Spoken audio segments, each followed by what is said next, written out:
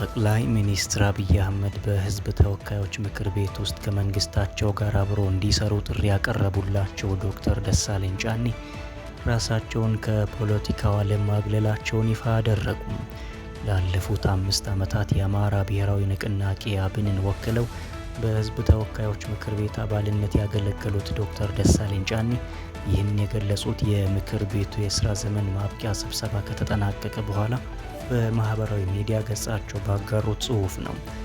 በግንቦት ወር ላይ በተደረገው ምርጫ ላይ በእጩነት ቀርበው ቢሆን ኖሮ ብልጽግና ተፎካካሪ እጩ ላለማቅረብ ወስኖ እንደነበር ጠቅላይ ሚኒስትር አብይ እንደነገሯቸው ያስታወሱት ዶክተር ደሳለኝ የአማራ ክልል መዲና ከሆነችው ባህር ዳር ተመርጠው በህዝብ ተወካዮች ምክር ቤት እንደራሴነት ያሳለፏቸውን 5 ዓመታት አስቸጋሪና ፈታኝ ናቸው ሲሉ ገልጿቸዋል።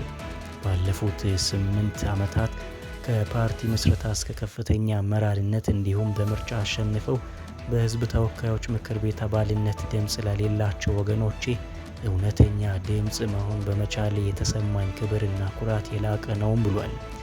547 መቀመጫ ካለው የፌዴራል መንግስቱ ምክር ቤት አባላት መካከል ሞጋችና ጉልህ ጉዳዮችን በማንሳት የሚታወቁት ዶክተር ደሳለኝ በሰባተኛው ዙር አጠቃላይ ምርጫ እንደማይሳተፉ ያሳወቁት ከምርጫው አስቀድሞ ነበር።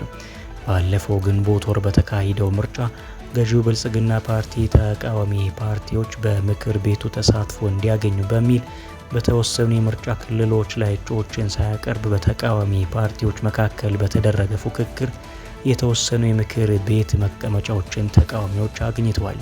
በተለይም የተወሰኑ የተቃዋሚ ፓርቲ አመራሮች በተሳተፉባቸው የምርጫ ክልሎች ብልጽግና እጩ ባለማቅረቡ አሸናፊ ሆነው በቀጣይ ዓመት ስራውን በሚጀምረው ምክር ቤት ውስጥ ውክልና ለማግኘት ችሏል።